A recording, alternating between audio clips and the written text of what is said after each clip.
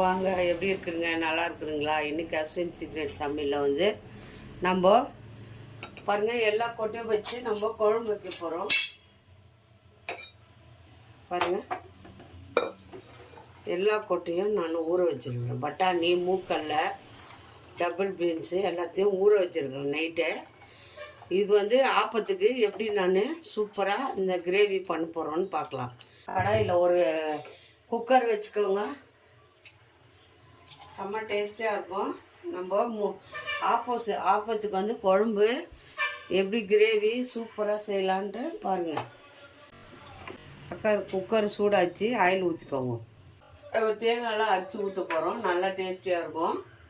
லவங்கம் போட்டுக்கோங்க, 2 பட்டை லவங்கம் போட்டோம். வெங்காயம், ஒரு பெரிய வெங்காயம் கட் பண்ணி போட்டுக்கோங்க.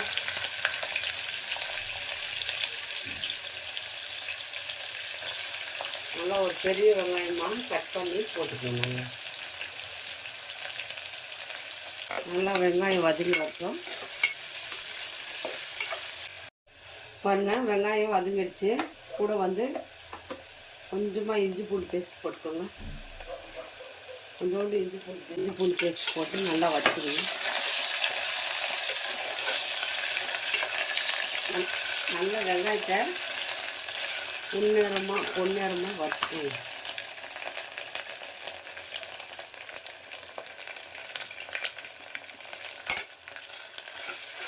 பாருங்கள், வெங்காயத்தை பொன்னேரமாக வச்சாச்சு. அது கூட இஞ்சி பூண்டு பேஸ்ட்டும் போட்டாச்சு. இப்போது இந்த கொட்டையை இதில் போட்டுக்கோங்க.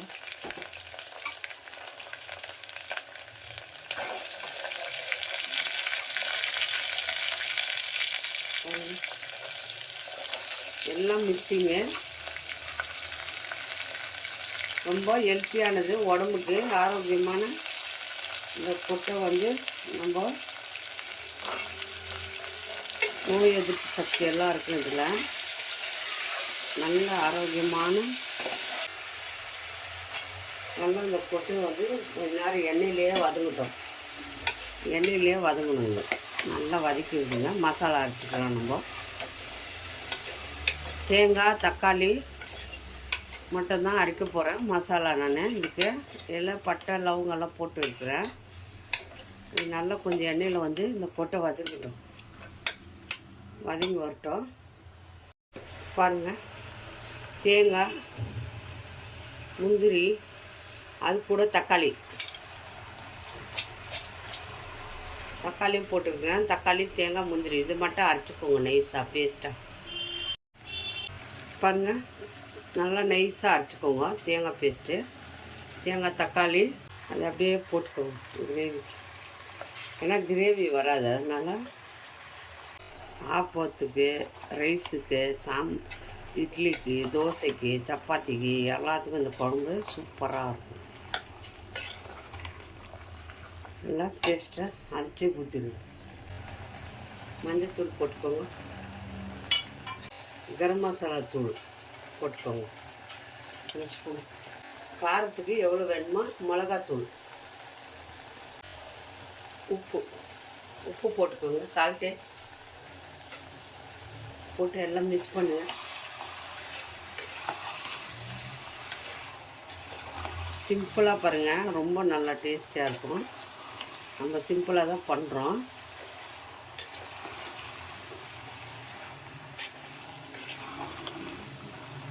நல்லா வதக்கிடுங்க. பச்சை வாசனை போகிற மாதிரி தேங்காய் நல்லா கொஞ்சம் நேரம் வதக்கணும். அப்புறமா தண்ணி ஊற்றணும். அப்போ தான் வந்து பச்சை வாசனை போயிடும், நல்லாயிருக்கும். தேங்காய் இருக்கிற பச்சை வாசனை, தக்காளி இருக்கிற பச்சை வாசனை. இப்போ மிக்ஸி ஜாரை கழுவி தண்ணி ஊற்றிக்கோங்க. மிக்ஸி ஜாரில் உங்களுக்கு கிரேவி எவ்வளோ வேணுமோ அவ்வளோ தண்ணி ஊற்றிக்கோங்க. கிரேவி எவ்வளோ வேணுமோ அவ்வளோ தண்ணி ஊற்றிட்டு இது நல்லா மூடி போட்டு விசில் வச்சுங்கன்னா சூப்பரான டேஸ்டியான இது 5 நிமிஷம் எல்லாம் குழம்பே காலி ஆகிடுங்க. அந்த அளவுக்கு டேஸ்டியாக இருக்கும். கிரேவி எவ்வளோ வேணுமோ அவ்வளோ ஊற்றிக்கோங்க.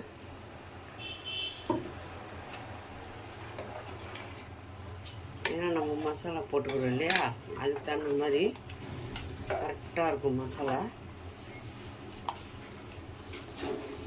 பாருங்கள் நம்ம எவ்வளோ கிரேவி வந்து பாருங்கள்.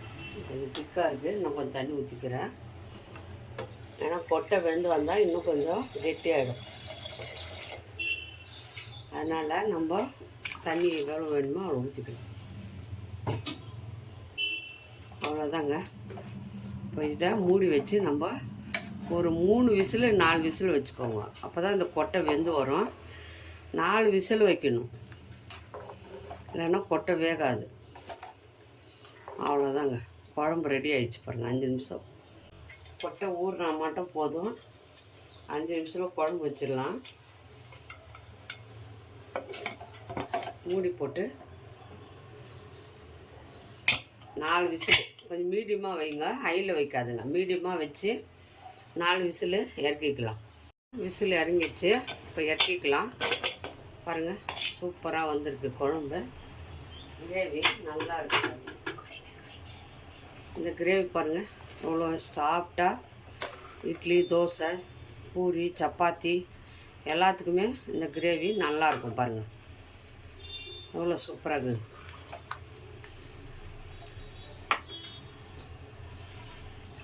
அவ்வளோதாங்க, ரெடி ஆயிடுச்சு குழம்பு. பாருங்கள் சூப்பராக வந்திருக்கு.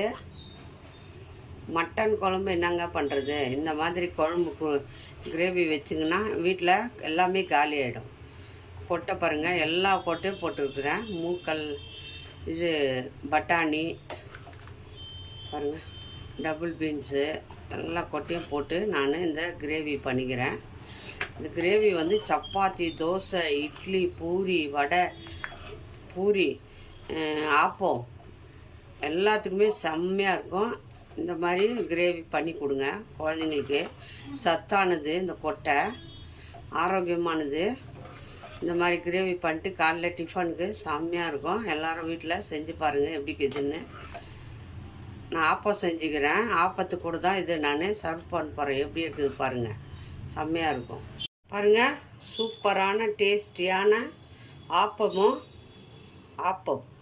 ஆப்பம் செஞ்சுருக்குறோம். தேங்காய், பச்சரிசி போட்டு அரைச்சி ஆப்பம் பண்ணிக்கிறோம். செம்ம டேஸ்டியாக இருக்கும்.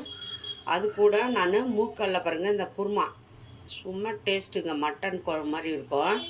இந்த ஆப்பமும் இந்த குழம்பும் யாருக்கு ரொம்ப பிடிக்குமோ லைக் பண்ணுங்கள், ஷேர் பண்ணுங்கள், கமெண்ட் பண்ணுங்கள்.